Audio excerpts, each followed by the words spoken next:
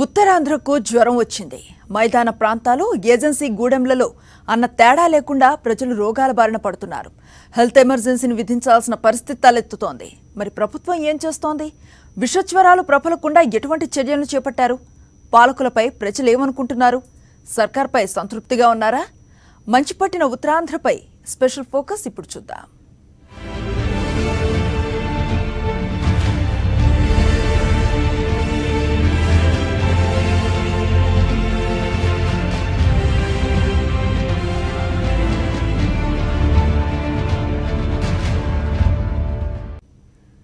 ఉత్తరాంధ్ర జిల్లాలు విష జ్వరాలతో ఠారెత్తిపోతున్నాయి. ఏజెన్సీ ప్రాంతం, మైదాన ప్రాంతం అన్న తేడాలు లేకుండా అన్ని ప్రాంతాల్లోనూ అనారోగ్యం తాండవిస్తోంది. డెంగీ, మలేరియా, టైఫాయిడ్ వంటి వ్యాధులు పట్టిపీడిస్తున్నాయి. ఈ ప్రాంతంలో గత కొద్ది రోజులుగా కురుస్తూ ఉన్న వర్షాల కారణంగా అంటువ్యాధులు వ్యాపిస్తున్నాయి. దీనికి తోడు ఇక్కడి పారిశుధ్యం పెద్ద సవాల్గా మారుతోంది. దోమలు ప్రజల రక్తాన్ని తోడేస్తున్నాయి. ఆ కారణంగా జ్వరాలు, అతిసారం వంటి వ్యాధులు విజృంభిస్తున్నాయి.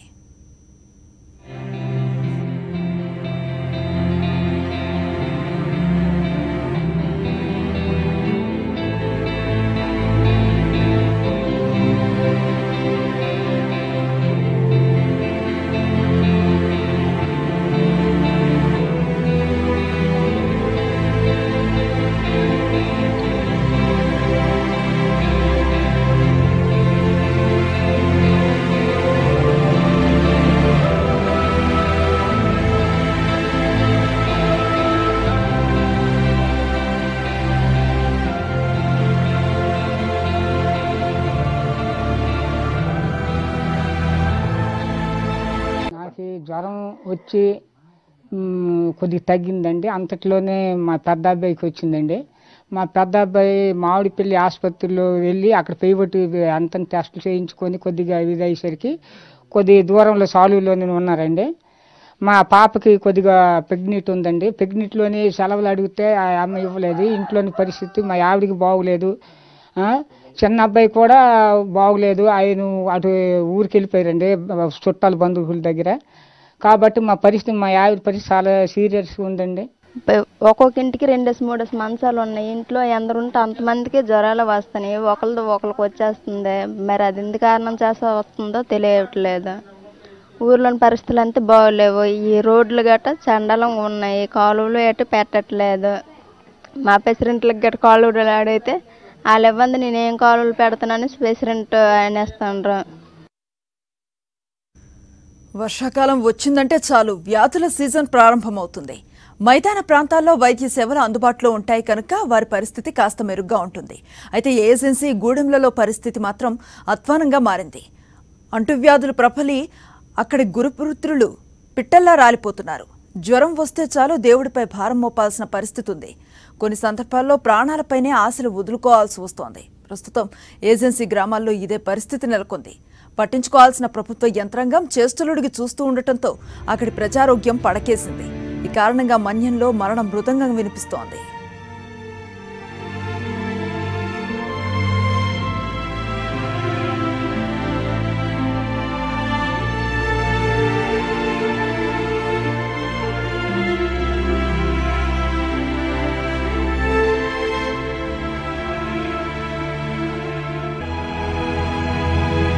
దీనివల్ల డెంగ్యూ అనేది రావాలి అంటే ఎలాగ ఉండాలి? దాన్ని నీళ్ళు నిల్వ ఉంటే వస్తుంది. సో నీళ్ళు నిల్వకుండా చూసుకోమని, వర్షం నీళ్ళు నిల్వ ఉండకుండా చూసుకోమని, ఈ కొబ్బరి చెప్పలు, టైర్లు దాంట్లో నీళ్ళు నిల్వ ఉంటే దాంట్లో దోమలు పెరిగి దానివల్ల మలేరియా, డెంగ్యూ ఇవన్నీ రావడానికి ఆస్కారం ఉంది. సో అవన్నీ రాకుండా ఉండడానికి వాళ్ళకి అవేర్నెస్ అయితే ఇస్తున్నాం. ఇది ఎపిడమిక్ సీజన్. వైరల్ ఫీవర్స్ రావచ్చు, డెంగ్యూ కేసెస్ ఎక్కడైనా రావడానికి ఆస్కారం ఉంది. కాబట్టి ముందుగా జాగ్రత్తగా నీళ్ళు నిల్వ ఉండకుండా, ఇంటి పరిసరాల్లో నీళ్ళు నిల్వ ఉండకుండా చూసుకోవాలి.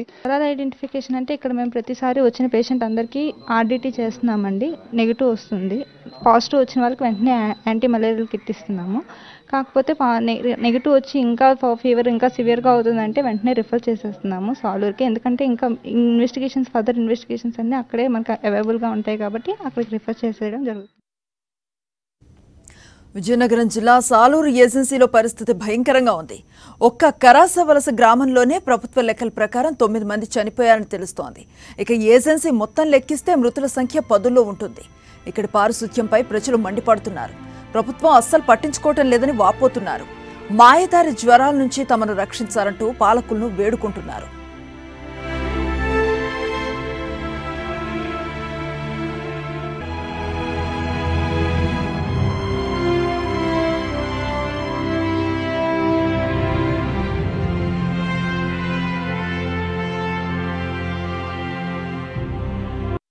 ఊరు బాగలేదు.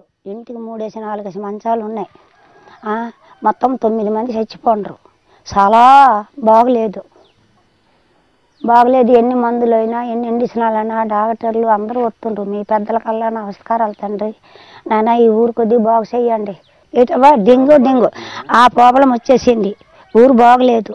చిన్నోళ్ళకేటి ముసలోళ్ళకి పెద్దోళ్ళకి మొలేసిన మొక్కలు కూడా చచ్చిపోతుండ్రు. ఉత్తరాంధ్ర జిల్లాలైన శ్రీకాకుళం, విజయనగరం, విశాఖపట్నం పరిస్థితులు భయపెడుతున్నాయి. గత 2 నెలల కాలంలో కేవలం డెంగీ వ్యాధితో మృతి చెందిన వారి సంఖ్య 120కి మించి ఉన్నట్లుగా సమాచారం. అయితే వైద్య శాఖ మాత్రం ఒక్క మృతి కేసు కూడా నమోదు కాలేదని వాదిస్తోంది. రోగ నివారణ కోసం అన్ని చర్యలను చేపట్టామని చెబుతోంది. అయితే వాస్తవ పరిస్థితులు మాత్రం ఇందుకు భిన్నంగా ఉన్నాయి. ప్రజలు పిట్టల్లా రాలిపోతూ ఉన్నా సర్కార్ మాత్రం అంటువ్యాధులు పరిస్థితిపై అధికారికంగా ఒక్క సమీక్షను కూడా నిర్వహించిన పాపాన పోలేదు.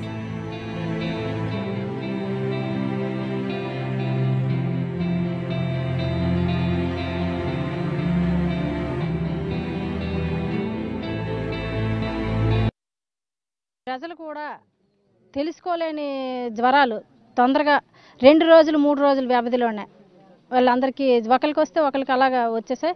అయితే ఈ పరిస్థితి వర్షాకాలం వస్తుంది. వర్షాకాలం అంటే వ్యాధులు ప్రబలే సీజన్ ఇది వర్షాకాలం అంటే. అయితే ప్రభుత్వం ఏ ప్రభుత్వం అయినా అధికారంలో ఉన్న ప్రభుత్వం వర్షాకాలం సీజనల్ వ్యాధులు వ్యాపిస్తాయని గుర్తించాలి. తెలుసు, ప్రతి ఒక్కరికి తెలుసు. కాబట్టి ఆ వ్యాధులు రాకుండా ఏ ప్రభుత్వమైనా ముందు జాగ్రత్తగా చర్యలు తీసుకోవాలి. హెల్త్ వాళ్ళని పంపించడం కానీ, పరిసరాల శుభ్రం గురించి కానీ, వాటి గురించి ప్రజలను చైతన్యవంతులు చేయాలి. ఏమైనా ఆరోగ్య సమస్యలు వస్తే మీరు ఇలా చేయాలి, ఇలా ఉండాలి, ఈ జాగ్రత్తలు పాటించాలని ప్రభుత్వం అసలు ముందుగానే చర్యలు తీసుకొని వాళ్ళని ప్రజలందరినీ అలర్ట్ చేయాలి. అది చేయలేదు సరికదా. ఇన్ని మరణాలు జరుగుతున్నా, ఇన్ని మరణాలు చూసి కూడా ఇంత జ్వరాలున్నా ప్రభుత్వం అసలు పట్టించుకోలేదు. విషజ్వరాలు, వాటి నివారణకు ప్రభుత్వం చేపట్టిన చర్యలపై ప్రతిపక్షం వైఎస్ఆర్సీపీ మండిపడింది. ఏజెన్సీలోని అనారోగ్య పరిస్థితులు కనిపించడం లేదా అంటూ నిలదీస్తోంది. ప్రభుత్వం తక్షణమే ఏజెన్సీలో ఆరోగ్య ఎమర్జెన్సీని ప్రకటించాలని డిమాండ్ చేసింది. చనిపోయిన గిరిపుత్రులకు, షెడ్యూల్డ్ తెగల వారికి పరిహారాన్ని ప్రకటించి ఆదుకోవాలని కోరింది. గిరిజనుల్లో చైతన్యం తీసుకురావాల్సిన అవసరం ఎంతైనా ఉందంటోంది. ఈ జిల్లాలో ఇన్ని సాగులు వస్తున్నప్పుడు కూడా మరి ఎక్కడికక్కడ జ్వరాలు, విష జ్వరాలు, డెంగ్యూ, మలేరియాతో బాధపడుతున్నప్పుడు కూడా జిల్లాలో పరిస్థితులను సమీక్షించడానికి జిల్లా మంత్రి గారి, కలెక్టర్ గారి కనీసం కూర్చోపట్టడం, అధికారులను కూర్చొని పెట్టి మాట్లాడకపోవడం కూడా మనమందరం కూడా బాధాకరమని చెప్పాలి, విచారకరమని చెప్పాలి. గత ప్రభుత్వంలో ఈ సీజన్ల ప్రారంభంకు ముందు 3-4 సార్లు ప్రజాప్రతినిధులతో, అయితే సర్పంచ్ నుంచి ఎంపీ, మంత్రి వరకు కూడా సమీక్ష చేసేవాళ్ళం. సమీక్ష చేసి ఎటువంటి చర్యలు తీసుకున్నారు, ఎటువంటి చర్యలు తీసుకోబోవాలి, ఏదైనా విపత్తులు సంభవిస్తే ఏం చేయాలనేది ఉండేది. కానీ కనీసం ఒక్కసారి కూడా సమీక్షించినట్లు కానీ మాకు ఆహ్వానం అయితే రాలేదు. ఇక్కడంతే అప్పుడు జరగలేదు. ఇప్పుడు మరణాలు సంభవిస్తున్నప్పుడు కూడా కనీసం చర్యలు లేవు, సమీక్షలు లేవు, ఏర్పాట్లు లేవు. అన్నిటికంటే హెల్త్ ఎమర్జెన్సీ ప్రకటించాలి. గిరిజన ప్రాంతాలందరికీ హెల్త్ ఎమర్జెన్సీ ప్రకటిస్తేనే ఇక్కడ ప్రాణాలను రక్షణ జరుగుతుంది. లేదంటే చాలామంది చనిపోవడం జరుగుతుంది. ఇప్పటికైనా ప్రభుత్వం ఆలోచించాలి. ముఖ్యమంత్రి గారు కేవలం కంటి తురుపు సరిగా కాకుండా అధికారులు గట్టిగా మీరు మందలించవలసిన బాధ్యత మీ మీద ఉంది. జిల్లా కలెక్టర్ కావచ్చు, జిల్లా మంత్రులు కావచ్చు, మీ పార్టీ ప్రతినిధులు కావచ్చు, కేవలం ఫోటోలు తీసుకుని వెళ్ళిపోవడం కాదు. ఇక్కడ నిజంగా ప్రజలను అడిగితే చెప్తారు ఇక్కడ ఎవరు వచ్చి ఏం చేస్తున్నారు, ఎవరు మంచి చేస్తున్నారు, ఎవరు చెడు చేస్తున్నారు అనేది. అసలు ఇంత జరిగిన తర్వాత ఇక్కడ హెల్త్ ఎమర్జెన్సీ అనేది ప్రకటించాలా, జిల్లా మొత్తంలో హెల్త్ ఎమర్జెన్సీ ప్రకటించాలా. డెంగ్యూ అన్నది ఒక ప్రాణాంతక వ్యాధి, దాని మీద మానిటరింగ్ జరగాల. అలాగే ఇక్కడ ఇది డిస్ట్రిక్ట్ హెడ్స్, మెడికల్ హెడ్స్ ఇక్కడ వచ్చి ఒక స్పెషల్ క్యాంప్ అనేది కనీసం 15 నుంచి నెల రోజుల పాటు ఇక్కడ క్యాంప్ నిర్వహించాలి. కనీస చర్యలు ఇక్కడ లేవు. అలాగే ఇక్కడ ఎవరెవరైతే చనిపోయారో వాళ్ళకి ఎక్స్గ్రేషియా ప్రకటించాలి.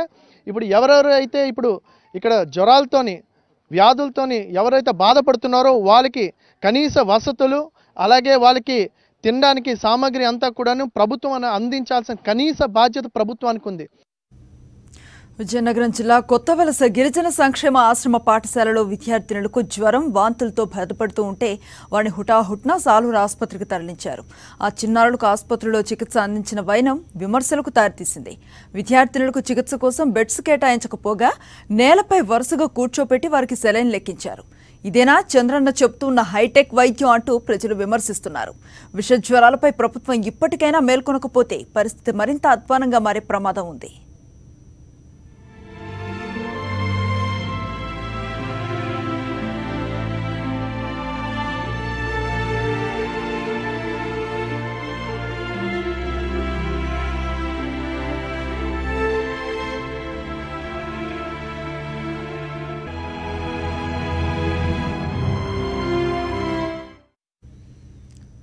ఇవి బులెటిన్ డీటెయిల్స్. అప్డేట్స్తో కలుద్దాం. Stay with us.